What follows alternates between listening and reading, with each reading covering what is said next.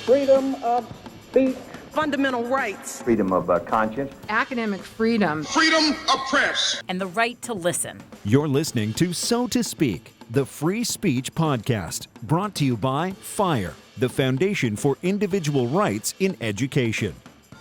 Welcome back to So to Speak, the free speech podcast, where every other week we take an uncensored look at the world of free expression through personal stories and candid conversations. I am your host, Nico Perino, and this week I'm stepping aside to hand the show over again to my colleague Chris Maltby.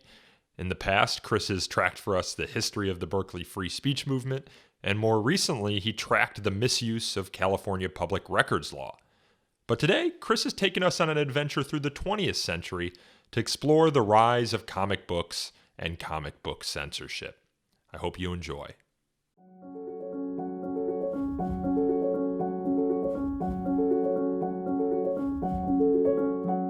This episode of So to Speak will be investigating the moral panic surrounding comic books in the late 1940s and 1950s. To do so, I interviewed author David Haydu, who wrote The 10-Cent Plague, the Great Comic Book Scare and How It Changed America. My name is David Haydu, and I'm a writer of books, mostly nonfiction, although I've written one novel. I'm a cultural critic and a music critic as well. And I teach at Columbia University. I teach a seminar in arts and culture. I do some work in music myself. And that's me. Comics have a unique and almost immeasurable place of importance in American cultural history because they were one of the first forms of popular art to be geared for young people and originally made mostly by people who were quite young. They did so working outside of like formal oversight. So it was people in their late teens and early 20s, a lot of people who thought of themselves as disenfranchised or outsiders in one way or another, kind of social outcasts or misfits. A lot of people who were members of ethnic minority groups gravitated to comics because it was a place welcome to them and open to them, and a place where they could express themselves without a lot of judgment and without a lot of oversight. I also interviewed Bobcorn Rev. My name is Bobcorn Rev. I'm a First Amendment lawyer. I'm a partner at Davis Wright Tremaine in Washington, D.C., work on a variety of First Amendment issues, and have written about the comic book panic in a book that I have coming out later this year. The title is The Mind of the Censor and the Eye of the Beholder, the First Amendment and the Censor's Dilemma. The comic book didn't even exist as a literary form until the early 1930s, and they began as really just compilations of comic strips from newspapers. But they really took hold in the 1930s during the midst of the Depression, and there were more readers for comics in the mid-1930s than there were people who read regular magazines, went to movies, or listened to radio. It really is something that took America by storm. And in the late 1930s, then superhero comics began to emerge. Now, many of the comics also dealt with issues like, crime stories, detective stories, and horror was another popular genre. But Superman appeared in 1938, Batman in 1939, and then, as we all know now, a long list of other characters and other stories were being told. But by 1941, there were 15 to 18 million comic books being sold every month. It was phenomenal. Given the immense popularity of comic books, and the free and somewhat irreverent storytelling many of them adopted, criticism was only a matter of time. Sterling North was a writer and a writer of children's books. Many people may remember, at least people my age may remember, his book Rascal about a pet raccoon. But he wrote a column called National Disgrace in the Chicago Daily News that, in the words of today, went viral. there were something like 25 million copies of this opinion piece that were requested around the country. And basically, he took on comics as being vile and undermining the intelligence of America's youth, and more than that, being dangerous, that they were tended to encourage kids to become juvenile delinquents. Now, of course, he distinguished this from comic strips because he wrote for newspapers, but said that no respectable newspaper would accept the kinds of drivel written in comic books, and that it was really, as he put it, a national disgrace. He was the first of the sort of public intellectuals to come forward and to begin what became a campaign against comic books. Sterling North's 1940 article would lead to another prominent article entitled Puddles of Blood, which cited Frederick Wortham and was published in Time magazine in 1948. Although these highly critical, noteworthy articles were published 8 years apart, there was plenty of anti-comics activity during the interim. David Haydu. In point of fact, the criticism of comics predated Wortham. Before Wortham seemed to discover comics or published a word about them or spoke out about them publicly, Catholic schools and the Catholic Church were severely critical of comics, and to the degree that sermons were published for priests to give on Sunday Mass, denouncing comics and calling comics sinful and banning them from the homes of Catholic families.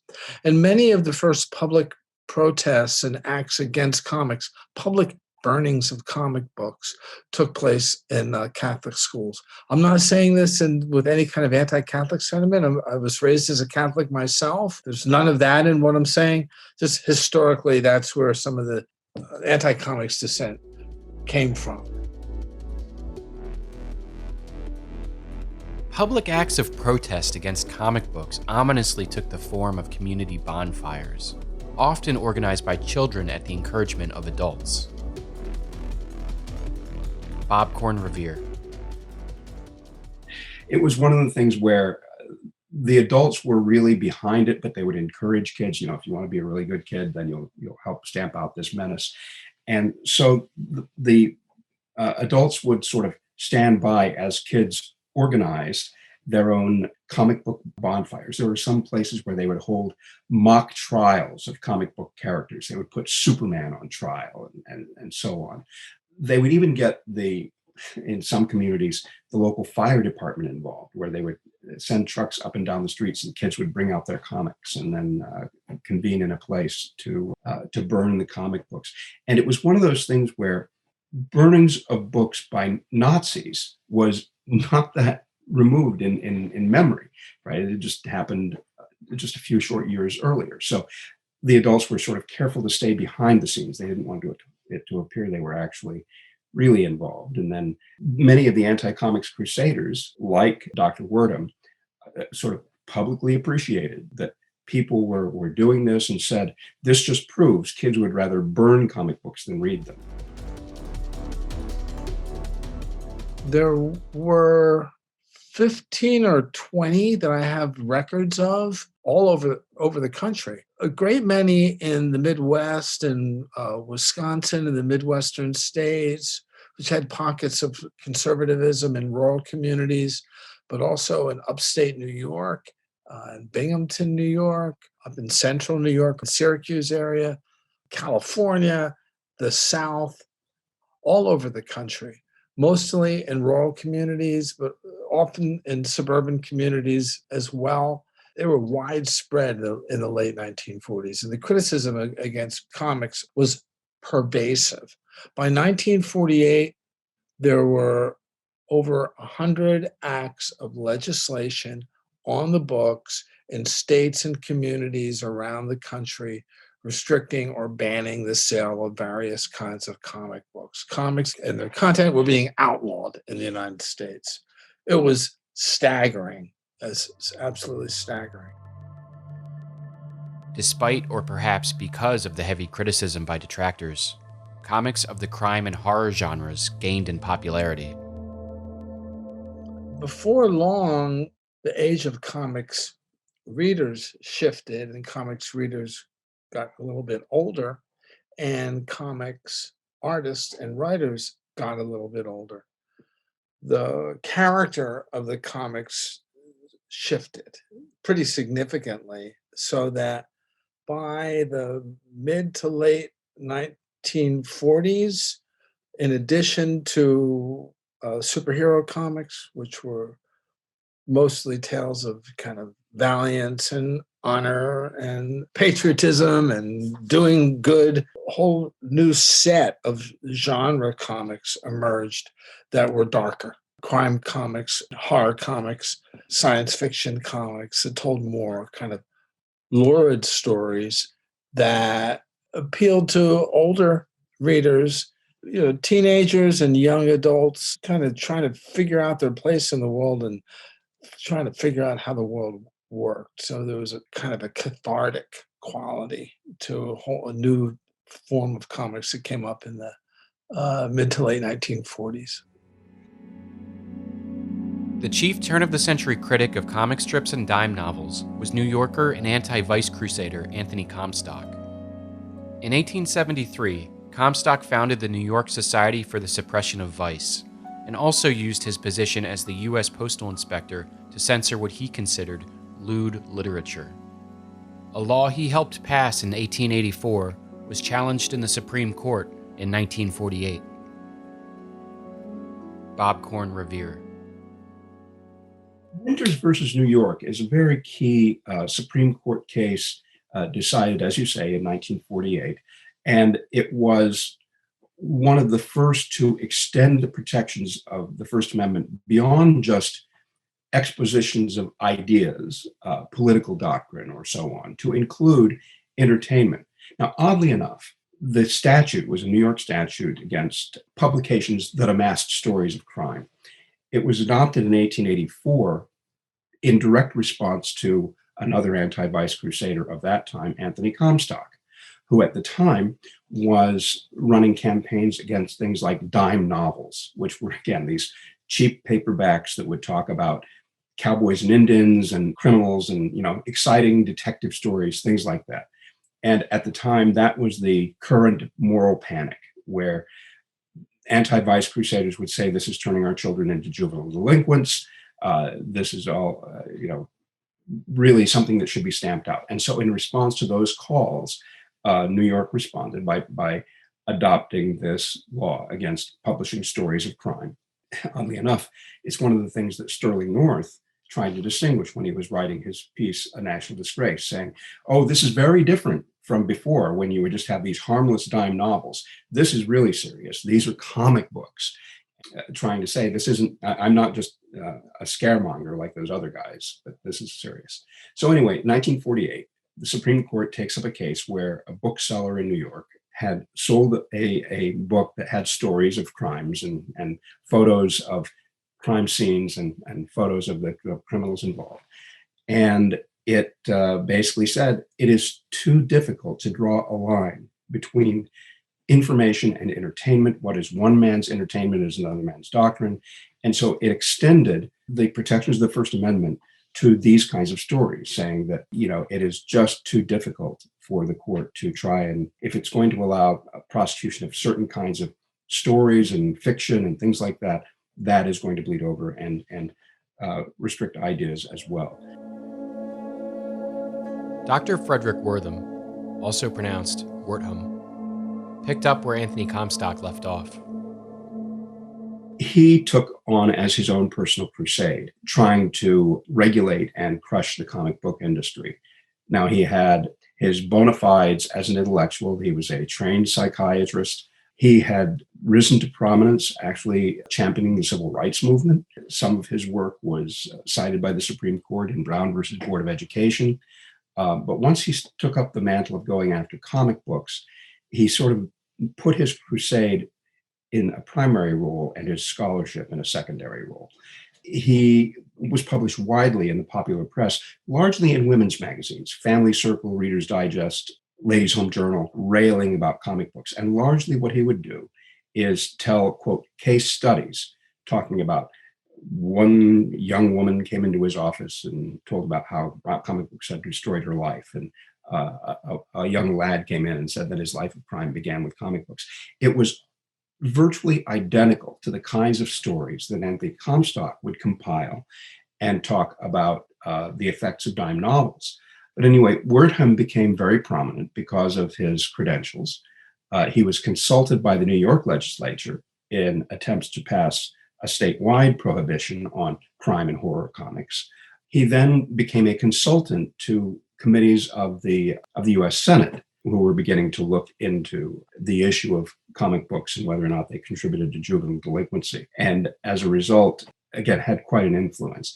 He, coincidentally, with hearings that occurred later in 1954, he published his book, Seduction of the Innocent, in which he basically compiled and expanded on the ideas that he'd been publishing in these popular articles. And that was really the centerpiece of what became the political movement in Washington to cast an eye on these comics and whether or not they had a detrimental effect and needed to be regulated. It's like the line that Bill Murray has in Ghostbusters, where someone begins to question him when he's doing the electroshock experiments, and he says, "Back off, man, I'm a scientist." When Wortham appeared in Congress to testify in front of the comic book hearings in 1954, he wore his white lab coat to say, "I'm a doctor, so listen to me." U.S. senators looking to capitalize on the moral outrage being directed at comic books started convening committees to investigate the burgeoning art form. Dr. Wortham was invited to testify as an expert in psychiatry at the 1954 U.S. Senate Subcommittee on Juvenile Delinquency. It is my opinion, without any reasonable doubt and without any reservation, that comic books are an important contributing factor in many cases of juvenile delinquency. It was years later, it was early 2000s when finally his papers became available, and another researcher looked through them and found out that he had no data, that he had actually, many of the patients he claimed were his patients were actually children he had never talked to, who were, patients of others. He would combine and embellish some of the case histories and the stories that he would tell. His work has been thoroughly discredited. As I say, his role as an advocate took first place, and as a doctor, second place. Look, Senate hearings are always great political theater, and that was something that was really becoming clear at the dawn of television. Senator Estes Keffer from Tennessee had political ambitions. He had risen to national prominence a few years before in having hearings on organized crime. And he made the cover of Time magazine. He was being discussed as a presidential candidate. And so the notion of being able to use these platforms as political theater and as a boon to a political career and a political campaign were becoming well known at the time. And it coincided with what was developing after 1948 as this crusade against comic books. Now, the Senate had convened earlier hearings. The Senate convened on this topic in 1951. At which point they reached no conclusions, because even people like J. Edgar Hoover would submit testimony saying that there are many causes for crime. I don't know that comic books really contribute to it. And you had municipal court judges saying the same thing and so on. And so the Senate reached no conclusions about that, which sorely disappointed Dr. Wortham, who had been a consultant for that investigation, but didn't submit any testimony of his own. And so when it came to the second round of hearings in 1954, that's when he published his book. There was a big promotional campaign. It was a selection for the Book of the Month Club. It was touted on billboards nationwide. And so by then, political momentum for those hearings became much more irresistible. I don't know that having an industry code was the express goal of the committee when it started the hearings. But this is the kind of compromise that we've seen numerous times throughout history. So, for example, when various organizations complained about sex in cinema, in the late 1920s and early 1930s. You had political forces aligned that led Hollywood to adopt the Hays Code, which put industry in control of reviewing films before they would be released, and essentially a pledge to sanitize the product, sanitize movies, to forestall the possibility of regulation. This was the same dynamic that occurred in the 1950s with the hearings that then led to the comic book industry adopting the Comic Magazine Association. Technically, it was called the Comics Magazine Association of America, or CMAA, which had its comic book code. But one of the things that is sort of a balancing factor on both sides is that when the Senate conducted hearings in the 1950s, they knew, because of Winters versus New York, that any legislation that they would adopt would likely be struck down as unconstitutional. Various communities like Los Angeles had adopted comic book regulations that had been struck down in the state courts. They were drawing substantially on the Supreme Court decision in reaching their conclusions. The Senate in the earlier hearings had backed off of legislation because they were aware of this precedent. New York had adopted, the legislature had adopted comic book legislation, but Thomas Dewey had vetoed it on constitutional grounds. So going into the hearings, it was really quite clear that the First Amendment would not support a broad regulation of the content of comic books. But because of the political dynamic, it was still possible for the Senate to bring substantial pressure on the industry, which led to the adoption of a, quote, voluntary code. This clip shows a senator at the hearings in front of a wall of comics with a title that reads, Representative Comic Book Covers, Crime, Horror, and Weird Variety. These comic book covers that you are seeing here are a sample of what the children of the United States are reading today. 20 million copies of these comic books are pouring off the presses every single month. They are getting into the hands of children, and their contents match the covers. They are full of crime, terror, and horror. There was widespread derision of comic books in television and other mediums at the time. Listen to this interview for a popular 1955 news show with prominent U.S. Senator Estes Keffer and the concluding plea to the viewers from the host. Senator Keffer, what have you learned so far in your investigation on the subject of comic books? Paul, we had an extensive hearing in New York some months back, and we've had other hearings in other parts of the country. I was amazed to find the number of comic books being published each month in the United States. Well, what about the effect of these comic books on the children? All of our testimony from psychiatrists and children themselves show that it's very upsetting, that it has a bad moral effect, and that it is directly responsible for a substantial amount of juvenile delinquency and child crime. Are there presently comic books in publication that you feel are harmful to children? Yes, there are still some, although not as many as there used to be. The industry, you know, has appointed a czar. They have a code. Mr. Murphy is in charge of the code operation.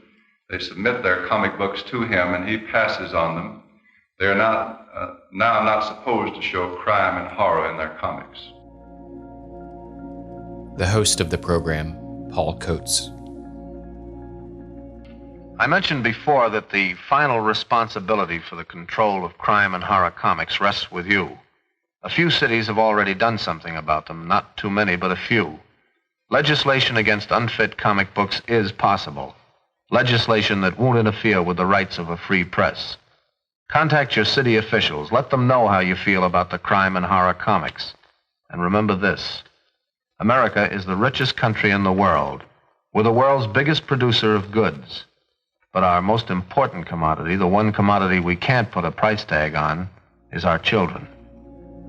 The 24-minute show titled Confidential File was essentially a public service announcement against comic books. Remember, this was an era when there were only 3 channels on TV, and public defenders of the medium were few and far between.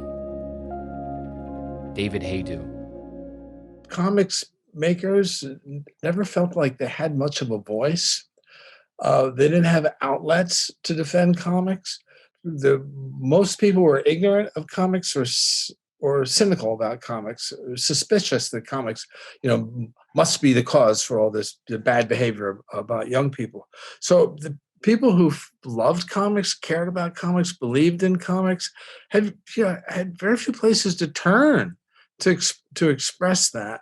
Will Eisner was on the record in a newspaper in Philadelphia saying very early that he thought of comics as a literary form. Will Eisner was an American cartoonist, comic book artist, and one of the first to create a graphic novel. But very few people were defending comics. And very few people even felt like comics makers, artists, writers felt like they could even talk to their friends about it. They were embarrassed to be making comics. They were ashamed to be making comics because comics were held in such suspicion. When I did my book, The 10-Cent Plague, I interviewed over 100 comics makers, and they said, you wouldn't tell anybody that you made comics because it's like saying, oh, I'm a child molester. Oh, oh no, I'm a criminal. I'm a thief. I'm an extortionist. Cynicism about comics was so widespread. It was horrible. Given the moral panic surrounding comic books at the time, it's no wonder that regulation caught up with the comic book makers. However, the puritanical rules that followed were self-imposed.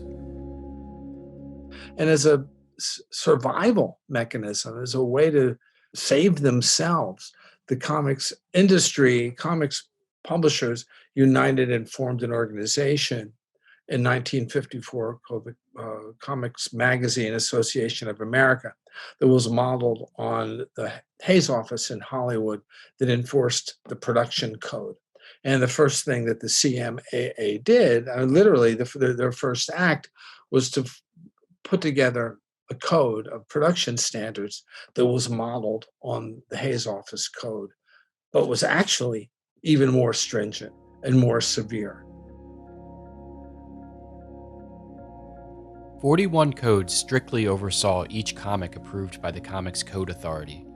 Genres like crime and horror were practically erased. A few of the codes are as follows. Policemen, judges, government officials, and respected institutions shall never be presented in such a way as to create disrespect for established authority. No magazine shall use the word horror or terror in its title. Profanity, obscenity, smut, vulgarity, or words or symbols which have acquired undesirable meanings are forbidden. And just for good measure, Part C of the Code's general standards stated sweepingly, all elements or techniques not specifically mentioned herein, but which are contrary to the spirit and intent of the Code, and are considered violations of good taste or decency, shall be prohibited. Corn-Revere. Comics agreed to abide by the code, and the main publishers signed up for it. There had been an earlier association a few years before that had not had much buy-in by the industry and therefore not much of an effect. But after the 1954 hearings, and you had the Comics Code Authority, then you had wide-scale buy-in by the industry, and they submitted their stories and the artwork to the association to get a, quote, seal of approval. And those that got the seal, could publish. Those that didn't would be in violation of the code if they didn't accept the instructions. The effect on the industry, the economic effect on the industry, was devastating. More than 800 writers and artists lost their jobs as a result of the impact on the comic book industry. And between 1953 and 1955, the number of comic book titles plummeted by about 40%. 1955 was the first year since comic books were introduced that the number of publishers, there were no new publishers of comics beginning in 1955. And so for that period, through about the mid-1960s, you had a severe depression in the industry. It drove some people out of the business entirely. One of the primary targets of Wortham and was a witness at the Keffer hearings was William Gaines, who was the publisher of EC Comics, had a number of crime and horror titles and so on. And he was devastated at the hearings. They would use covers of his comic books and then force them to try and defend them. And it was a debacle that led the industry to try and pull back and led to the adoption of the code. But Gaines went out of the business entirely and instead created Mad Magazine and became a cultural influence in a different way. Here's a clip of the testimony of comics publisher William Gaines, perhaps the only ardent defender of the art form at the Senate hearings. 2 decades ago, my late father was instrumental in starting the comic magazine industry. He edited the first few issues of the first modern comic magazine, Famous Funnies. Famous what? Funnies. I was the first publisher in these United States to publish horror comics. I'm responsible. I started them. Some may not like them. That's a matter of personal taste. It would be just as difficult to explain the harmless thrill of a horror story to a Dr. Wortham as it would be to explain the sublimity of love to a frigid old maid. What are we afraid of? Are we afraid of our own children? Do we forget that they are citizens too and entitled to the essential freedom to read?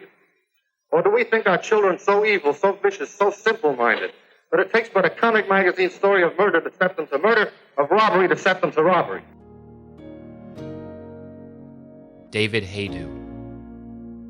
The Comics Code, the CCA, had an enormous influence for a long time, and that influence was like staggeringly destructive.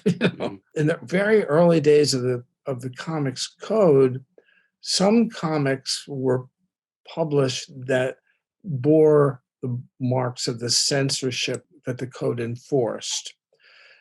In time, comics makers came to understand fully what the code required, and they just made comics more and more tepid, neutered over time. But for a few months, you could see the earmarks of the CCA, and comics came through that showed like their body parts blacked out, blank spaces and word balloons, faces clearly kind of redrawn, witches made like re-rendered as attractive women. You could see for a few months that the censorship was beginning. And within a matter of a year or two, comics just weren't the same anymore. And it drove hundreds of people out of work. Comics didn't respond to the Comics Code the same way that Hollywood responded to the production code. Hollywood found a way through suggestion and nuance and subtext and to still communicate sexual awareness and kind of naughtiness, things suggested without being expressed outright. Comics just got more and more juvenile and silly and kind of ridiculous and embarrassingly so. I think if comics makers had tried to embrace, suggestion and nuance, they didn't necessarily have to become as, juvenile and as awful. Comics didn't have to become as juvenile and awful as they did, but that's what happened. As severe as the censorship was, and despite the compliance by comics distributors, the industry saw a shift in the 1960s. Mainstream comics saw stringent regulations, but independent publishers grew an underground following. People just started ignoring it. Through the entire cultural revolution of the 1960s, people were beginning to rebel against authority. And that also happened with the emergence of underground comics, and comics spelled C-O-M-I-X, where you would have counterculture characters and comics with drug themes, which, by the way, was one of the things on the list. And so they began to have a real cultural influence. You also had folks like Stan Lee at Marvel Comics, who began to push against code in his own way as well. And so by the end of the 70s and through the 80s, you then began to see the emergence of graphic novels that ignored the code and a whole bunch of different forms that were really gaining in cultural influence and popularity. Not only were the censors unsuccessful in trying to tamp down this popular medium, but they were entirely discredited in the process. Frederick Wortham is, to the extent he's remembered at all, is remembered as a buffoonish character that will sometimes show up in comic books or in other popular forms. He's shown up in novels, he's shown up in plays, but other than that, the general public has no idea who he was. And the comics and comic characters have flourished. I mean, Wortham really went, well, three DC characters were Superman, Batman, and Wonder Woman. Superman was supposed to be a fascist, according to Wortham, and would encourage disrespect for authority. He would frame his arguments against the comics industry as a personal combat between himself and Superman. Batman and Robin, he said, represented a homosexual fantasy. Wonder Woman encouraged lesbianism. I mean, all of these arguments were being made by Wortham. But in the end, as we know, those characters are still with us, even when though Dr. Wortham is not. Comic-themed movies have taken over the box office. People who enjoy these stories are completely able to enjoy them in new and in different kinds of forms. The efforts to censor both the medium of comic books and the stories that were being told were completely unsuccessful, and those who tried to promote those types of censorship are no longer remembered. The Comics Code Authority steadily lost relevance over the decades. To better understand why it finally faded away in 2010, I spoke with Jeff Trexler of the Comic Book Legal Defense Fund. The CBLDF describes itself as a nonprofit organization dedicated to the protection of the First Amendment rights of the comics art form and its community of retailers, creators, publishers, librarians, and readers. I'm Jeff Trexler, Interim Director of the Comic Book Legal Defense Fund. I'm an attorney. I have been a professor for a long time. I've worked in the field of nonprofit organizations and corporate ethics. And it's been a real pleasure to be part of the Comic Book Legal Defense Fund. The Comics Code Authority was abandoned for several reasons. One was the rise of comic shops and the shift of comic book sales away from drugstores and department stores to comic shops that were largely set apart from areas where children would congregate. They were mostly places where adults would go, people with disposable income. You didn't have to have that distribution system be safe for children. So that puts a lot of pressure off of the need to have a seal that signals to people that these books are safe to kids. The other thing was, ironically, the rise of corporate social responsibility. Every company has its own standards. Every company will have its own rating system. It really sorted itself out, right? You knew that there was one set of standards over here for one set of books and another set of standards over there for another. And the Comics Code became a way of signaling uncool. You had the uncool books over here and you had the cool books over there. And you get rid of the Comics Code, you have your own self-regulation system.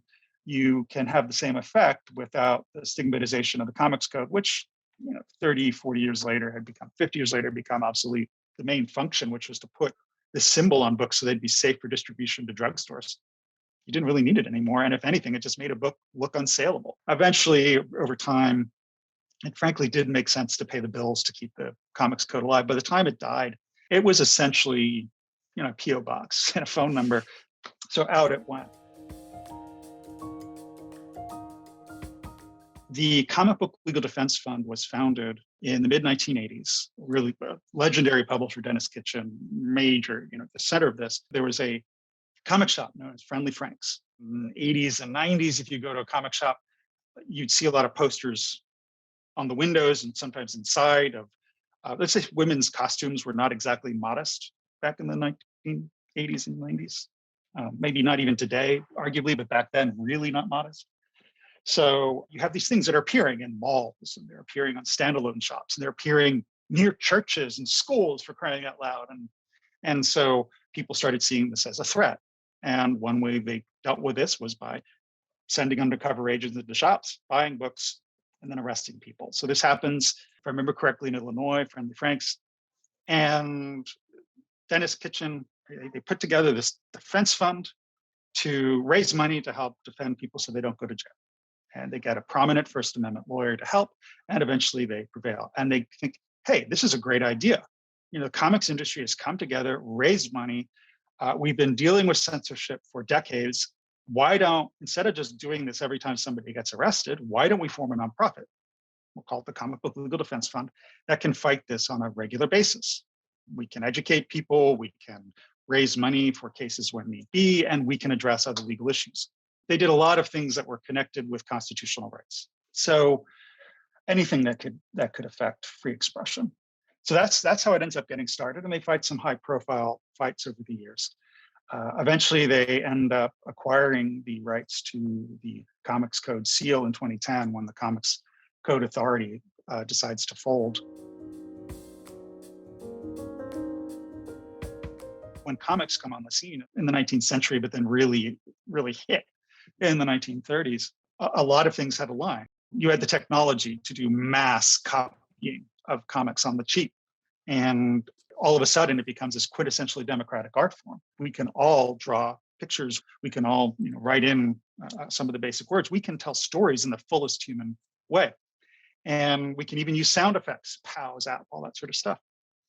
We can even represent sound. It's an amazing art form. And now, as we're moving to more digital, hyper-democratized forms of communication in the digital age, where it's really much cheaper than ever to create an image and to distribute it globally, comics provide the template.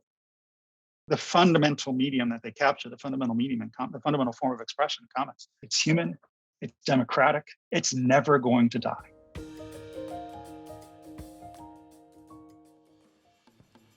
This podcast is hosted by me, Nico Perino, and produced, recorded, and edited by Chris Maltby.